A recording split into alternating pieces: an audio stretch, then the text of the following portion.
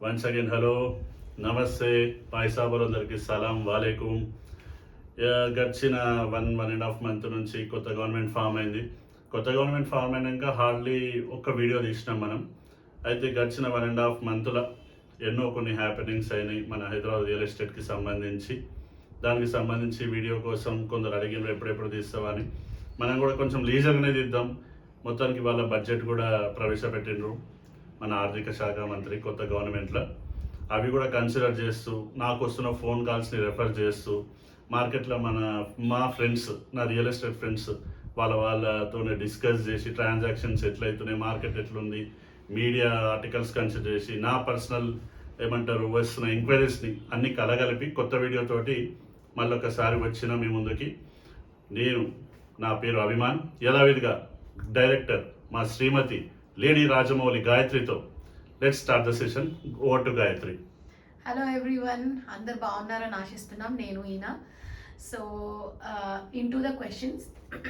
Sorry, కొంచెం గొంతు బాలేదు కాబట్టి. సో ఫస్ట్ క్వశ్చన్ ఏంటంటే, ప్రజెంట్లీ ఎవరికి అర్థం అవ్వట్లేదు అసలు మార్కెట్ ఎటు సైడ్ వెళ్తుంది అనేది. అసలు ఎవరికి అర్థం అవ్వట్లేదు. ఈవెన్ నేను మిమ్మల్ని అదే క్వశ్చన్ అడిగినా చాలా సైలెంట్గా అసలు ఉందా లేదా అన్నట్టుంది. బికాస్ మనం చూసాం ఎన్నో ట్రాన్సాక్షన్స్, తర్వాత ఎన్నో ఎంక్వైరీస్ చూసాం. బట్ ఆల్సో మార్కెట్ అసలు ప్రస్తుతాన్ని ఎలా ఉంది, అసలు ఎవరికి ఫెచ్ అవుతుంది? సెల్లర్స్కా, బయర్స్కా, లేకపోతే మన కంపెనీస్ వాళ్ళకా, ఎవరికి ఫెచ్ అవుతుంది అంటారు మీ ప్రకారం? ఇది చాలా మంది అడుగుతుంది, ఏంది బ్రో అసలు ఎట్లుంది అంటే ఒక్కొక్కరికి ఒక్కో రకంగా ఉంటుంది. ఇప్పుడు నా వర్క్ వచ్చేసరికి నేను మంత్లీ 4-5 ప్లాట్స్, ఇద్దరు ఫ్లాట్ ఇలా ఏదో ఒకటి సేల్ చేసుకునేటువంటి. ఒక్కోసారి నాకు కాల్ వెయిటింగ్ వస్తుంటే ఏంద్ర బాబు ఇంత కాల్ వెయిటింగ్ వస్తుంది అనే టైంలో ఇప్పుడు కాల్ రింగ్ అవ్వడం కొంచెం తగ్గింది. ఎందుకంటే దీనికి ఎన్ నెంబర్ ఆఫ్ రీజన్స్ ఉన్నాయి. ఇదివరకు మనం అనుకున్నట్టు అప్పుడు మొన్నటి దగ్గర ఏమో మన తెలంగాణ ఎలక్షన్స్ ఉండే, ఇప్పుడేమో ఏపీ ఎలక్షన్స్, అటు పార్లమెంట్ ఎలక్షన్స్ అని. విత్ ఇన్ నో టైమ్ కొత్త గవర్నమెంట్ వచ్చేసి ఆ ఫార్మసిటీ రద్దు అని, అటు హైదరాబాద్ మెట్రో ఆఫ్ కోర్స్ ఒక రూట్ రద్దు అని, ఒకటి ఎక్స్పాన్షన్ చేస్తున్నామని. సేమ్ టైం నిన్న మొన్న ఒక హెచ్ఎండి ఆఫీసర్ ఆయన ఏదో సమ్ ఇష్యూ అయింది, ఆయన ఇచ్చిన పర్మిషన్స్ వల్ల కూడా. అంటే వెరసి ఏమైనా అంటే ఒక ప్రాసెస్లో ఎప్పుడైనా ఒక పీరియడ్లో ధరలు పెరగడానికి ఎన్నైతే దోహదపడతాయో, మార్కెట్ పుంజుకోవడానికి ఎన్నైతే కారణాలు దోహదపడతాయో, ఒక మార్కెట్ స్టాగ్నెట్ కానీకే కూడా ఎన్నో కారణాలు దోహదపడతాయి. సో ఇంతకుముందు నేను చెప్పినట్టు ఎన్ నెంబర్ ఆఫ్ రీజన్స్ వల్ల మార్కెట్ ప్రస్తుతానికి స్టాగ్నెట్ అయింది. నాకు ఒక్కరికనే కాదు, నేను నా తోటి యూట్యూబ్ బ్లాగర్స్తో డిస్కస్ చేసిన, వేరే కంపెనీస్తో డిస్కస్ చేసిన. సేల్స్ అయితే మందకోడిగా ఉన్నాయి. ఎస్పెషల్లీ మన ఇన్వెస్ట్మెంట్ పాయింట్ ఆఫ్ వ్యూలో అయితే చాలా మందకోడిగా ఉన్నాయి. ఎండ్ పాయింట్ ఆఫ్ వ్యూలో అడపా తీసుకుంటున్నారు. ఇంకొందరు ఏంటంటే ఇదే అదనుగా అదే చలో బై ఇప్పుడు ఎట్లా స్టాగ్నెట్ అని, ధరలు ఇప్పట్లో ఏం పెరిగే పరిస్థితి లేదు కదా, ఉన్న దాంట్లో ఏదో మన బడ్జెట్కి క్రైటీరియాకి మ్యాచ్ అయ్యే డీల్స్ ఎక్కడనో తాన తీసుకొని ముందుకు వెళ్తుండ్రు. సో ఈ విధంగా చెప్పాలంటే కనుక మార్కెట్ ట్రెండ్స్ ఫస్ట్లీ చెప్పాలంటే బయర్స్ ఫ్రెండ్లీ మార్కెట్. అది ఇన్వెస్ట్మెంట్ పాయింట్ ఆఫ్ వ్యూ అయినా, same time end use point of view అయినా, ఇది ప్లాట్స్ అయినా ఎండ్ యూస్కి అయితే కొంటుండ్రు. ఎందుకంటే రకరకాల కంపెనీస్కి ప్రెషర్ ఉంది కాబట్టి, అటు ఆ ఆఫర్స్ అని ఈ ఆఫర్స్ అని ధరలు ఎక్కడ తగ్గలేదు. ఫర్ యువర్ కైండ్ ఇన్ఫర్మేషన్ ధరలు ఎక్కడ తగ్గలేదు, కానీ 10 1 అవుతున్నాయి. సో బయ్యర్స్కి ఇది అద్భుతమైన పీరియడ్. మరి ఇట్లా ఎన్ని రోజులు ఉంటుందంటే ఇంకా అది మన చేతిలో లేని విషయం. కనీసం 6 నెలల నుంచి 7 దాకా మినిమం ఇట్లానే స్లోగానే ఉంటుంది మార్కెట్ అని అనుకుంటున్నాం. మోరోవర్ నాకు తెలిసిన కాడికి కొందరు శ్రేయోభిలాషులు చెప్పింది ఏంటంటే, బయట దేశాలలో ఉన్న వాళ్ళు, ఇక్కడ ఉన్న వాళ్ళు, రెసిషన్ ఇంపాక్ట్ అయితే ఉంది. ఈ 1 ఇయర్ నథింగ్ బట్ ఈ కంప్లీట్ ఇయర్ కూడా అంతో ఇంతో ఇంపాక్ట్ ఉంటుందంట.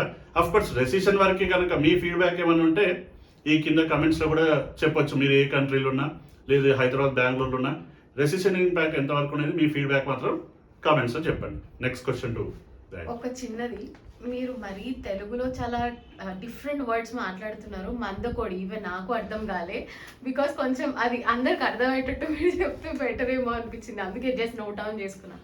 ఈ మందకోడి అంటే నేను ఈనాడు పేపర్ ఎక్కువ చదువుతా. పేపర్ చదవడం వల్ల కొన్ని పదాలు అనేటివి మనకు అలవాటు అయిపోయింది. మందకోడి నథింగ్ బట్ డెడ్ స్లో అంటే డెడ్ స్లో. అసలు పూర్తిగా ఇబ్బందికరమైన లెవెల్లో ట్రాన్సాక్షన్స్ అవుతున్నాయి. నేను ఇదివరకు చెప్పినట్టు 10 1-2 అవుతున్నాయి, పూర్తిగా అవుతలేవు అన్నట్టు కాదు, కానీ చాలా స్లో డౌన్ ఉంది. మళ్ళీ ఒకసారి చెప్తాను, ఇట్లా ఎప్పటి వరకు ఉండొచ్చు అంటే నా అంచనా ప్రకారం, నేను జస్ట్ నా పర్సనల్ ఒపీనియన్, ఎవరెవరి పర్సనల్ ఒపీనియన్ ఉండొచ్చు, ఎందుకంటే మన ఇండియా డెమోక్రటిక్ కంట్రీ కదా, ఎవరి వర్షన్ వాళ్ళు చెప్పొచ్చు. నేను విట్నెస్ చేసిన కాడికి మాత్రం మినిమం 6 months to 1 year. ఇక at the same time AP elections కూడా రాబోయే రోజుల్లో ఇంపాక్ట్ ఉంటుంది. అవి నేను ఎక్కువ పాలిటిక్స్ జోలికి పోకుండా, ఒకవేళ అది ఒకరు గెలుస్తేనేమో అది 2 to 3 years ఉంటుంది, ఇంకొకరు గెలుస్తేనేమో మినిమం 1 year మాత్రం ఏపీలో ఎవరు వచ్చినా రాకపోయినా 1 year మాత్రం స్టాగ్నేట్ అయ్యే ఉంటుంది ప్రైసెస్ పాయింట్ ఆఫ్ వ్యూలో. నెక్స్ట్. ఓకే, సో ఇప్పుడు మన ఫార్మసిటీ అందరికి ఇది ఒక పెద్ద క్వశ్చన్ అయిపోయింది. అసలు ఫార్మసిటీ అనేది ఉందా, తీసేసిండ్రా, లేదు అక్కడ ఏమన్నా జరుగుతాయా, ఏంటి అది మీ వ్యూ దీనిపైన? ఫార్మసిటీ బేస్ చేసుకొని మన మిత్రులు శ్రేయోభిలాషులు కంపెనీస్ కావచ్చు, చాలా మంది చాలా హడావిడి చేసిండ్రు. దానికి తోడు ప్రీవియస్ గవర్నమెంట్ ఫార్మాసిటీకి మెట్రో అనేసరికి కూడా ఇంకొందరు హడావిడి చేసుకున్నారు. ఎనీవేస్, ఇప్పుడున్న పరిస్థితుల్లో ఫార్మాసిటీ లేదని సీఎం గారు చెప్పేసిండ్రు. ఏవో చిన్న చిన్న క్లస్టర్స్ మనం ఏర్పాటు చేద్దాము, అది అవుతుంది కాదు కూడా తెలియదు. సో ఫార్మాసిటీని బేస్ చేసుకొని ఇప్పటికి ఎవడన్నా గిట్ట మీకు చెప్పి సార్ ఫార్మాసిటీ ఎట్లా వస్తుంది, మేము సీఎం సార్ తోటి పోతాం, మాట్లాడతాం, ఫార్మాసిటీ తిప్పి, అవన్నీ ఉత్తమొచ్చట్లు. కానీ ఏదో ఇంతకుముందు గవర్నమెంట్ చెప్పినట్టు మెట్రో వస్తుందని ఇంకేదో అవుతుందని కనుక ఫార్మాసిటీ చుట్టుముట్టు అయితే పెట్టకండి. గట్లని వచ్చే కొత్త క్లస్టర్ల చుట్టుముట్టు కూడా పెట్టకపోవడమే బెటర్. కానీ ఫార్మాసిటీ కోసం ఆల్రెడీ గ్యాదర్ చేసిన ల్యాండ్ ఈధర్ 10,000 ఎకరాలు కావచ్చు, అదే 10,000 acres కావచ్చు, 15,000 19,000 acres, మినిమంలో మినిమం 5 to 10,000 acres అయితే గవర్నమెంట్ పోలింగ్ చేసేసుకుంది. కాబట్టి అక్కడ ఏదో ఇన్వెస్ట్మెంట్ వచ్చేది ఉంది. రీసెంట్గా మనం చూసినాం, 1-2 గవర్నమెంట్ చేసుకున్న అగ్రిమెంట్స్లో ఒప్పందాలలో ఆ 1-2 ఇన్వెస్ట్మెంట్స్ ఏవైతే ఉన్నాయో కంపెనీ స్టార్ట్ అవ్వబోతున్నాయో అది ఆల్రెడీ ఫార్మాసిటీ అక్వైర్ చేసిన ల్యాండ్లోనే రాబోతున్నాయి. అది నాన్ ఫార్మా వచ్చినాయి. అఫ్ కోర్స్ ఇప్పటికైతే నాన్ ఫార్మావే అక్కడ 1-2 కంపెనీస్ ఎస్టాబ్లిష్ కాబోతున్నాయి. రాబోయే రోజుల్లో మనం ఏమనుకోవచ్చు అంటే నాన్ ఐటీ, ఎనీథింగ్ నాన్ ఐటీకి, ఎస్పెషల్లీ మనకు ఉన్న రిసోర్సెస్లో సిటీకి దగ్గరలో హెచ్ఎండిఏ లిమిట్స్లో, మోర్ ఓవర్ మన ముఖ్యమంత్రి గారిది పుట్టి పెరిగిన స్థలం, పుట్టిన స్థలం ప్రాపర్ కూడా వచ్చేసి కల్వకుర్తి రోడ్డు కాబట్టి కొంచెం అక్కడ వైపు ఫోకస్ చేయడానికి కొంచెం ఆస్కారం ఉంది. భారీగా కాదు, కొంచెం ఉంది. ఇప్పటికైనా కూడా చేసుకోవచ్చు. ఎవడైనా ఫార్మాసిటీ పేరు చెప్పి కనుక అమ్మాలనుకుంటే కనుక మీరు ఆ ట్రాప్లో పడి మాత్రం కొనకండి. ఏదో 15,000, 13 నుంచి 15,000 హెచ్ఎండిఏ ప్లాట్లు వస్తున్నాయి ఆడంటే అది కూడా R1, R2, R3 జోన్ అనేది తీసుకోండి. ఇప్పుడున్న పరిస్థితుల్లో ఈ పెరి అర్బన్ జోన్లో తీసుకొని అవి మళ్ళీ కన్వర్ట్ అవుతాయి కావు. ఎవరు ఏ కంపెనీ హెచ్ఎండిఏలో రేరాలో ఎవరు సంతకం పెట్టినో తెలియదు. అవి మళ్ళీ ల్యాండ్స్ లీగల్ ఇష్యూస్ ఎదుర్కొనే పరిస్థితి కూడా ఉంటుంది. కాబట్టి R1, R2, R3 జోన్లోనే first preference ఇచ్చి తీసుకోండి. Okay, next. రైట్ నౌ ఉన్న మార్కెట్లో ఏమైనా ప్రైస్ కరెక్షన్స్ ఉన్నాయా, అంటే వాటి స్టాటిస్టిక్స్, సో రీసెంట్ ట్రెండ్స్ ఎలా ఉన్నాయి, దాన్ని బట్టి మీ వ్యూ ఏంటి? ఈ టైంలో మనం ఇన్వెస్ట్ చేయొచ్చా, కొన్ని నెలల వరకు ఆగమంటారా, ఇమీడియట్గా ఇన్వెస్ట్ చేయమంటారా? ప్రైసెస్ కలెక్షన్ అడుగుతుంటారు. నేను డైలీ యావరేజ్గా మన యూట్యూబ్ కమ్యూనిటీలో, ఇన్స్టాగ్రామ్ హ్యాండిల్లో ఏదో డీల్ పోస్ట్ చేస్తుంటారు. మన యూట్యూబ్ కమ్యూనిటీలో కమెంట్స్ పెడుతుంటారు మిత్రులు శ్రేయోభిలాషులు. సమ్ 40K అనుకున్నాం. ఎస్పెషల్లీ మన గోల్డెన్ ట్రయాంగిల్ సరౌండింగ్స్, అటు శంకరపల్లి, మోకిల 20K ఎక్కువ, 25K ఎక్కువ అంటే క్లోజ్ చేస్తుంది. నేను వేరే మీరు కూడా అఫ్కోర్స్ స్టాటిస్టిక్స్తోనే చెప్పండి. 40K ఉన్నది ఒక 35, 36 అడిగితే ధర్మం. అదేదో వేలంపాట రాజేంద్ర ప్రసాద్ సినిమాలో చెప్పినట్టు 40 చెప్తే నాకు 10కి ఇస్తావా, 40 చెప్తే 20కి ఇస్తావా, అట్లా ఉండదు. గోల్డెన్ ట్రయాంగిల్ అనగా ఏదో ముద్ర పడ్డది, ఆ ట్రాన్సాక్షన్స్ అవుతున్నాయి, మరోడ రెసిడెన్షియల్గా అవుతున్నాయి. ఎన్ఆర్ఐస్ వచ్చి సెటిల్ అయ్యేటోళ్ళు ఆడ కాబట్టి నోటో దానికి ఉండే స్టేబుల్నెస్, దానికి ఉండే స్పెషాలిటీస్ దానికి ఉన్నాయి. సేమ్ టైం వేరే వేరే తుక్కు కూడా కానీ, శంషాబాద్ కానీ, ఇటు మన మేడ్చల్ కానీ, దేని మార్కెట్ దానికి ఉంటుంది. పడిపోవడం అంటూ ప్రైసెస్ అయితే ఎక్కడ జరగలేదు. కానీ ఈ ఏవైతే ట్రాన్సాక్షన్స్ స్లో డౌన్ అవ్వడం వల్ల ఏంటంటే ఎవరైతే అమ్మాలనుకుంటున్నారో వాళ్ళు నెగోషియేషన్కి ఆల్రెడీ ఎగ్జిస్టింగ్ దానికి 1000 నెగోషియేట్ చేసే వాళ్ళు ఏం చేస్తున్నారంటే 2 to 2,500 మ్యాక్సిమం 3,000 దాకా నెగోషియేట్ చేస్తున్నారు. అది కూడా ఎవరు డెస్పరేట్గా సెల్ చేయాలనుకున్న వాళ్ళు. వేరే మాత్రం irrespective of location, east west north హైదరాబాద్లో యథావిధిగా అవే ప్రైసెస్ ఉన్నాయి.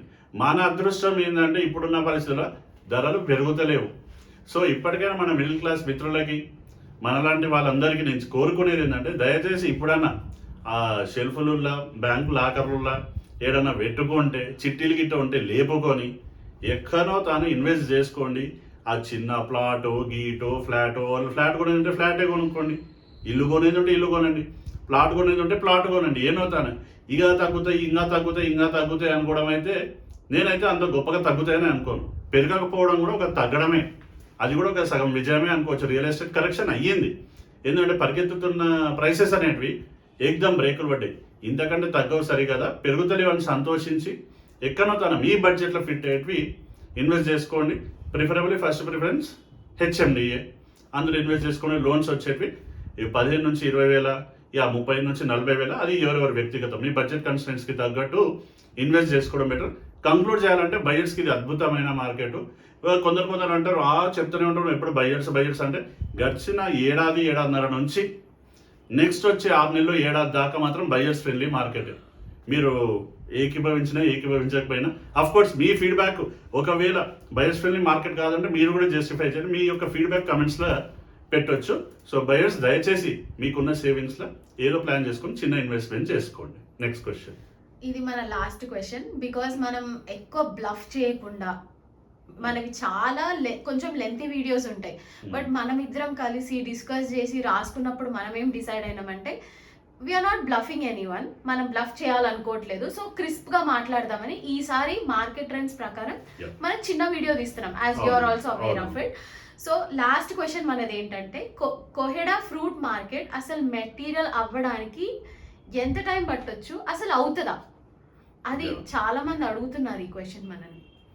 కోహెడా ఫ్రూట్ మార్కెట్ ఎప్పటికైనా అయితే చాలా మందికి ఇందులో కోహెడా అంటే తెలియదు, కొల్లూరు అంటే తెలుసు, కోకాపేట అంటే తెలుసు. ఈ కోహెడా అంటే ఎక్కడంటే మన విజయవాడ హైవే, మన నాగార్జున సాగర్ హైవే మధ్యలో కోహెడా అని అప్పట్లో హైదరాబాద్ రియల్ ఎస్టేట్ అక్కడ ఏమంటారు తొలి అడుగులు వేసింది. ఎస్పెషల్లీ అక్కడ ఏదంటే ఆ జన చైతన్య అని ఒక ఫేమస్, మన వెస్ట్ హైదరాబాద్లో అపర్ణ మైహోమ్ ఎట్లనో జన చైతన్య అంటే మన జనరేషన్ ఎస్పెషల్లీ మన పేరెంట్స్ గ్రాండ్ పేరెంట్స్ జన చైతన్యలో ఇన్వెస్ట్ చేయడం మనం చూసినాం.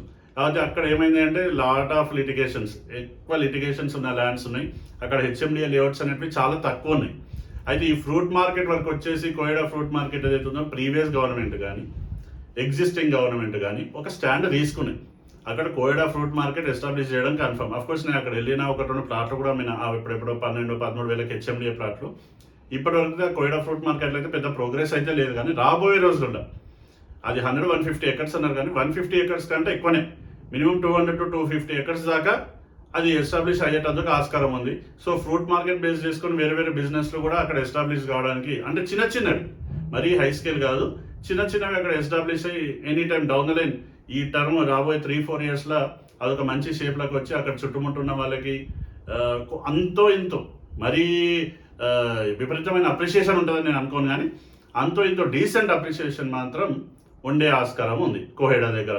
సో ఇది కోహెడా వరకు మీరు బేఫికర్ ఉండండి. కాకపోతే కొంచెం ఎక్కువ రోజులు ఆగాలి, రాత్రికి రాత్రి అయితే అక్కడ అయ్యేది లేదు. కోహెడా చుట్టుముడు అయితే ఇంకా రెసిడెన్షియల్ అయితే పెద్ద యాక్టివిటీస్ లేవు. విత్ ఇన్ ఓవరాల్ ఇంకా స్లో ఉంది. ఇన్ఫాక్ట్ విజయవాడ హైవే వైపు, సాగర్ హైవే వైపు ఇప్పుడిప్పుడే అవి అప్కమింగ్ ఉన్నాయి. కొత్త గవర్నమెంట్ 2-3 మినిస్టర్ కూడా ఈస్ట్ హైదరాబాద్ ఉన్నారు, కాబట్టి ఒక ఆశ పెట్టుకోండి, కానీ అవే బేస్ చేసుకొని మీరు ఇన్వెస్ట్ చేసుకోవడం అయితే కాదు. ఇప్పటికీ కోహెడా చుట్టుముడు హెచ్ఎండి అయితే కనుక మనకు 15,000 లోపల దొరుకుతాయి, 12-13K లోపల దొరుకుతాయి. ఇంకా డిటిసిపి అంటారు, కొంచెం లిటిగేషన్స్ ఉన్నాయి, ల్యాండ్స్ క్లియర్గా ఉన్నాయి అనుకుంటే 8 నుంచి 10,000లో మీకు డిటిసిపి ప్లాట్స్ కూడా కోహెడా చుట్టుముట్టు దొరకడానికి ఆస్కారం ఉన్నాయి. Next. So end of our questions. మీరు మొత్తం ఓవరాల్గా ఒక వ్యూ చెప్పండి దీనిపైన. నెక్స్ట్ నేను ఒక క్వశ్చన్ చెప్పాలని డిస్కస్ చేసుకోవాలనుకున్నా, మర్చిపోయినా. గ్రామ పంచాయతీ లేఅవుట్స్ రీసెంట్గా గవర్నమెంట్ స్టాండ్ తీసుకోవాలనుకుంటుంది. గ్రామ పంచాయతీ ఇంతకుముందు ఎట్లున్నాయంటే లేఅవుట్స్కి బిల్డింగ్ పర్మిషన్ తీసుకునేటప్పుడు డైరెక్ట్ ఎల్ఆర్ఎస్ కట్టేసి బిల్డింగ్ కట్టుకునేటట్టు ఉంది గ్రామ పంచాయతీ లేఅవుట్స్కి. అయితే ఇప్పుడు ఏమవుతుంది, గ్రామ పంచాయతీ ప్లాట్స్కి ఎల్ఆర్ఎస్ ఫుల్ పేమెంట్ తీసుకుందాం. అప్పుడు ఏమవుతుందంటే అందరూ డైరెక్ట్ బిల్డింగ్ పర్మిషనే తీసుకొని బిల్డింగ్ కట్టి అమ్మాల్సిన అవసరం లేకుండా మన ప్లాట్స్ లెక్కను కూడా అమ్మేయచ్చు. ఇప్పటికీ మన దగ్గర గ్రామ పంచాయతీ అంటే ఒక ఫోబియా ఉంది, అరే ఏమైనా లిటిగేషన్స్ ఉంటాయేమో అని. అయితే రీసెంట్గా మనకు ఆర్టికల్స్ కానీ వేరే ఇన్ఫర్మేషన్ మీరు చెక్ చేసుకుంటే కనుక గవర్నమెంట్ ఆలోచిస్తున్న విధానాన్ని చూస్తే కనుక at least 25 lakhs to 30 lakhs documents పెండింగ్లో ఉన్నాయి. ఇవన్నీ వెరసి ఒకవేళ ఎల్ఆర్ఎస్కి వాళ్ళకి అప్రూవల్ ఇస్తే కనుక minimum 8,000 to 10,000 crores revenue generate కావడానికి ఆస్కారం ఉంది. అయితే నా ఒక పర్సనల్ ఒపీనియన్, నేనేమనుకుంటున్నాను అంటే ఎనీ టైం వాళ్ళు ల్యాండ్స్ ఆక్షన్ వేస్తారో అయ్యారో తెలియదు, వేరే సేల్ చేసుకుంటారో గవర్నమెంట్ అది వాళ్ళ పాలసీలు ఏమన్నా మనకు తెలియదు. కానీ ఈ యొక్క ఎల్ఆర్ఎస్ గ్రామ పంచాయతీ ప్లాట్స్ మాత్రం ఎనీ టైం మనం రాబోయే రోజుల్లో అది 1 నెల 3 నెలల 6 నెలలైనా మాత్రం వాటికి మంచి దశ స్టార్ట్ కావచ్చు. ఎందుకంటే ఎల్ఆర్ఎస్ అప్రూవ్ చేస్తే ఆల్రెడీ ఎగ్జిస్టింగ్ ప్లాట్కి మినిమం 30,000 నుంచి లక్షన్నర కట్టేస్తే అవన్నీ రెగ్యులరైజ్ అయిపోతాయి. అప్పుడు మనకు సేల్స్కి కూడా మనకు మంచి పొటెన్షియల్ ఉంటుంది. అట్లని మీరు గిట్ట ఎవరైతే గ్రామ పంచాయతీ ప్లాట్స్ ఓనర్స్ ఉన్నారో మీరు మళ్ళీ ధర పెంచుకుంటే కనుక మళ్ళీ మీకు ఇబ్బంది. ఎందుకబ్బా రెగ్యులరైజ్ అయితే డిమాండ్ పెరుగుతుంది. డిమాండ్ ఎట్లా పెరుగుతుంది అంటే ఎంక్వైరీస్ పాయింట్ ఆఫ్ వ్యూలో పెరుగుతాయి. ఒక 10 మందిలా ఒకరిద్దరే కొనేటోళ్ళు ఇంకొకరిద్దరు అడుగుతారు, అరే గ్రామ పంచాయతీ రెగ్యులరైజ్ కదా. ఇప్పటికీ హెచ్ఎండిఏ డిటిసిపిఏ ఫస్ట్ ప్రిఫరెన్స్ చేయండి. ఒకవేళ రెగ్యులరైజ్ అయితే గ్రామ పంచాయతీ కూడా తీసుకోండి. గ్రామ పంచాయతీకి ఇంకో ప్లస్ పాయింట్ ఏంటంటే రెసిడెన్షియల్ ఏరియాస్కి దగ్గర ఉంటాయి. అప్కమింగ్ ఎమర్జింగ్ మున్సిపాలిటీస్, సిటీకి దగ్గర ఉన్న మున్సిపాలిటీస్లో ఇప్పటికీ ఒక 25-30 వేలలో దొరికిపోతాయి. కొన్ని చోట్ల 20,000 కూడా దొరికిన సందర్భాలు కూడా ఉన్నాయి. కాబట్టి ఎనీ టైం అది వస్తుంది. కాబట్టి ఇప్పటి నుంచే ఒకవేళ మీకు లీగల్గా మీకు తెలిసిన సర్కిల్ అనే గ్రామ పంచాయతీ ప్లాట్స్ క్లియర్గా ఉన్నాయి అనుకుంటే కన్ను మూసుకొని తీసుకోండి. మరి ఇది హెచ్ఎండిఏ ప్లాట్స్ డిటిసిపి ప్లాట్స్ మీద ఇంపాక్ట్ పడుతుందో ప్రైసెస్ మీద అంటే అఫ్ కోర్స్ పడుతుంది. ఎప్పుడైతే సప్లై ఇంక్రీజ్ అవుతుందో ఇప్పుడు హెచ్ఎండిఏ 20,000, గ్రామ పంచాయతీ 15,000 దొరికింది అనుకోండి, గ్రామ పంచాయతీ తీసుకున్నాం subject to LRS full payment. Okay, LRS నచ్చబట్టి ప్లాట్ అది రెగ్యులరైజేషన్గా వాడమంటారు. రెగ్యులరైజ్ అయినప్పుడు గ్రామ పంచాయతీలో తీసుకున్నా కూడా అయిపోయి. ఇన్ఫాక్ట్ హెచ్ఎండీలో అనేది కొంచెం లేట్గా వచ్చి హెచ్ఎండీ ఈవెంట్స్ కొంచెం దూరంలో ఉంటే గ్రామ పంచాయతీ తొందరగా రెసిడెన్షియల్ యాక్టివిటీస్ ఎక్స్పెక్ట్ చేయొచ్చు. కాబట్టి ఒకవేళ రెగ్యులరైజ్ అవుతుంది కాబట్టి రాబోయే రోజుల్లో ఎనీ టైం మనం ఎక్స్పెక్ట్ చేయొచ్చు. అంత లోపలనే మీకు ఏమైనా ఫేర్ డీల్ దొరికితే కనుక గ్రామ పంచాయతీ ప్లాట్స్ కూడా తీసుకోవచ్చు. ఇంకా చెప్పాలి నెక్స్ట్. సారీ క్వశ్చన్స్ అయిపోయాను కదా.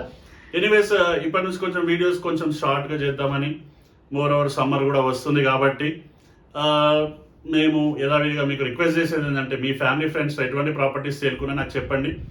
నా యూట్యూబ్ కమ్యూనిటీలో పోస్ట్ చేస్తున్నా. మన యూట్యూబ్ ఛానల్ పేరు వచ్చేసి హైదరాబాద్ ఇన్వెస్ట్మెంట్ గురు. నా పేరు వచ్చేసి అభిమాన్. నా ఫోన్ నెంబర్ 9885926347. కింద డిస్క్రిప్షన్లో మన ఇన్స్టాగ్రామ్ హ్యాండిల్ లింక్ కూడా పెడుతున్నా, హైదరాబాద్ ఇన్వెస్ట్మెంట్ గురు. వాట్సాప్ ఛానల్ లింక్ కూడా పెడుతున్నా. నా ఫోన్ నెంబర్ వచ్చేసి 9885926347. Plots, flats, villas, agriculture lands, HMDA RERA approved, DTCP చేస్తున్న, గ్రామ పంచాయతీ కూడా రాబోయే రోజుల్లో ఎక్కువైతాయి కాబట్టి అవి కూడా చేస్తుంటా. మీరు మాత్రం రెగ్యులర్ అప్డేట్స్ కోసం మన ఛానల్ని చూస్తుండండి. మీరేమైనా చెప్పాలనుకుంటే కూడా కింద ఫీడ్బ్యాక్ రూపకంలో దయచేసి పెట్టండి. ఇక ఫినిషింగ్ టచ్ చేయాలి కాబట్టి మన డిస్నీ హాట్స్టార్లో మోహన్ లాల్ గారిది కోర్ట్ రూమ్ డ్రామా నేరు, NERU నేరు మూవీ చూసిన మీకు కూడా టైం పర్మిట్ చేస్తే హాట్స్టార్లో మోహన్ లాల్ గారి కోర్ట్ రూమ్ డ్రామా చూడండి నేరు. వన్స్ అగైన్ మీ యొక్క అభిమాన్ సైనింగ్ ఆఫ్. జై హింద్.